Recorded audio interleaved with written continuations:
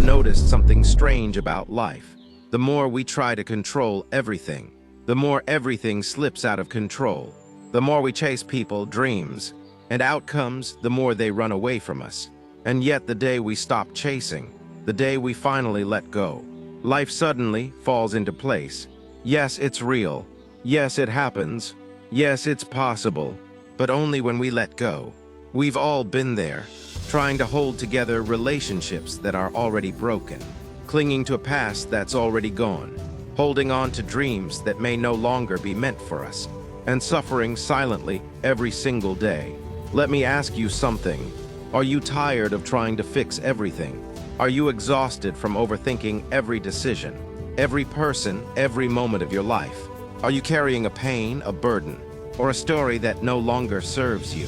If the answer is yes, then this video is not just content, it's a mirror for your soul, a message your heart has been waiting to hear, a moment that could shift your entire energy, because what you're about to experience in the next few minutes could help you realize something profound. The power of letting go is the power to be free. A small story before we begin. Let me tell you a story. It's simple yet powerful. A Zen master once held a beautiful porcelain cup. It was his favorite.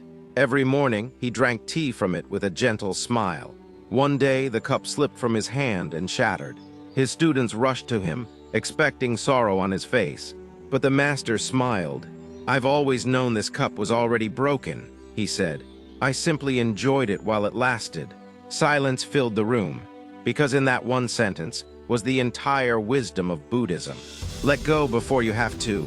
Accept before it's taken. Flow before you break. Why this video matters right now. In a world where everyone's telling you to hustle, hold on, and fight harder, this video will tell you to breathe, release, and trust.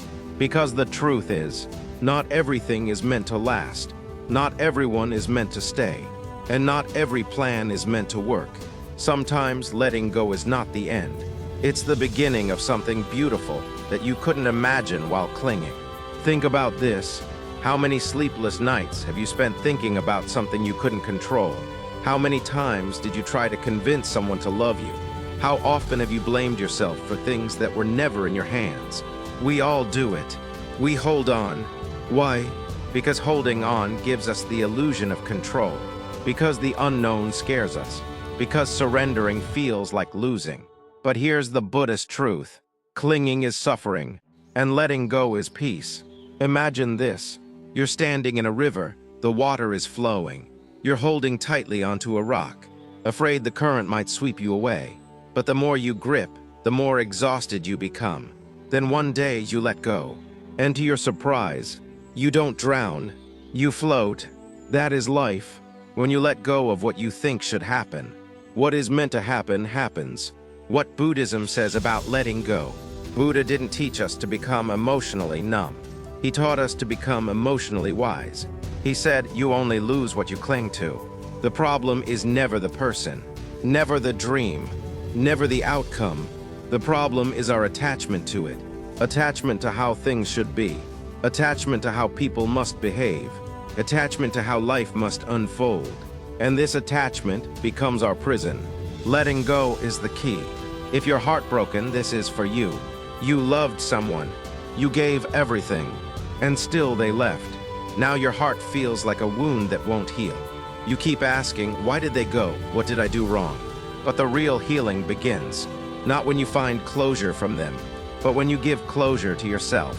Say to yourself, I let go not because I don't love them, but because I love myself more. If you're stressed about your future, this is for you. You've been trying everything, working hard, planning every detail, and still things aren't working out. You feel stuck, frustrated, like life is against you. But maybe, just maybe, life isn't against you. Life is just waiting for you to stop fighting it. Let go of how it should go. Let go of the timeline. Let go of the pressure. And suddenly, new paths appear. The right people arrive. The energy shifts. Because when you're no longer desperate, you're finally magnetic. What letting go actually means. Letting go doesn't mean giving up. It means giving up your need to control. Giving up your expectation of outcomes. giving up your emotional resistance to change. Letting go is trusting the universe, the flow of life, the wisdom of what is, the beauty of surrender. Think of a flower. It doesn't chase the bees. It doesn't force the sun to rise. It simply opens up and trusts. That's the energy of surrender. That's the energy of letting go. And when you align with that energy, everything starts falling into place. A reminder you need right now. You don't need to fix everything. You don't need to control everyone. You don't need all the answers today. You just need to let go and trust that what is yours will never pass you by.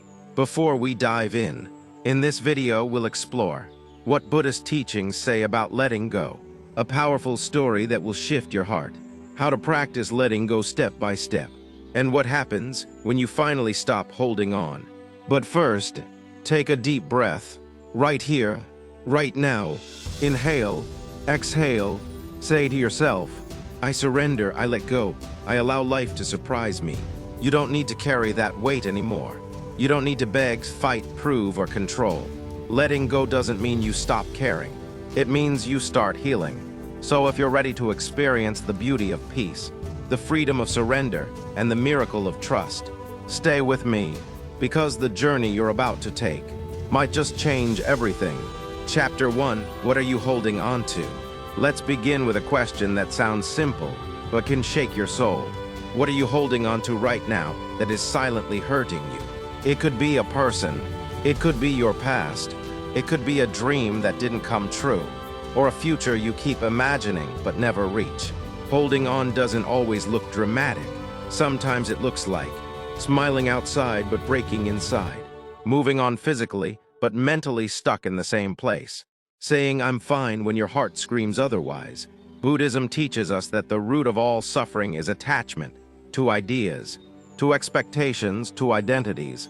And if we can pause right now and honestly identify what we're clinging to, half of the healing begins. Attachment is the origin, the root of suffering. Hence it is the cause of suffering, the Buddha. Activity. Take a moment, close your eyes, and say silently, what am I refusing to release? Feel the answer rise. That's where your work begins. Chapter 2, the illusion of control. We love to believe we're in control, that if we plan everything, it will go exactly how we want, that if we try hard enough, people will stay, things will succeed, and life will be fair. But let me say this from the deepest Buddhist truth. Control is an illusion. The more we try to control, the more life resists. Because life is not meant to be controlled. It's meant to be experienced. You cannot control the results, only your actions. Bhagavad Gita, similar idea shared in Buddhist thought too. Letting go means surrendering the illusion, not giving up, not becoming passive, but releasing our obsession with how you finally do this. You'll start to notice synchronicities. You'll start to see the universe working for you, not against you. Chapter 3, real stories of letting go. Let's talk about real people, because letting go isn't just philosophy, it's power, it's real. Story 1, a woman who let go of her job. Priya worked 9 to 9 in a corporate job. High salary, high stress. She was proud but deeply unhappy. She always said, one day I'll quit, one day I'll find peace. Until one day, her body broke down. She collapsed at her desk. That moment was her awakening. She quit. She moved to the hills. And today, she runs a small retreat center for burnt-out souls, helping others heal. She says, I thought letting go meant failure, but it turned out to be my freedom. Story 2, a man who let go of revenge. Rakesh's brother was cheated by a business partner. It ruined his life. For years, Rakesh lived in rage, planning revenge, writing legal notices, waiting for the perfect moment. Until one night, his spiritual teacher said, you've become the prisoner of someone else's karma. He realized he wasn't punishing the man. He was punishing himself. So he forgave, not for the other person, but for himself. He said, that day I set myself free. I started living again. Chapter 4, the Four Noble Truths and Letting Go. Let's revisit the very foundation of Buddhism. Life is suffering, dukkha. Suffering is caused by attachment, tanha. There is an end to suffering, nirodha. The path to end suffering is the Eightfold Path. Let's break this down simply. You suffer because you're holding on. That holding on is mental, emotional, energetic. If you can learn to release, suffering dissolves. Letting go is not separate from Buddhist practice. It is the practice. Meditation, letting go of thoughts. Compassion, letting go of anger. Non-attachment, letting go of ego. It's all the same river, and it flows toward one thing, freedom. Chapter 5, How to Let Go Step by Step, the Buddhist Way. Step 1, Awareness. Become mindful of what you're attached to. Observe your pain without judgment. Just notice it. Step 2, Acceptance.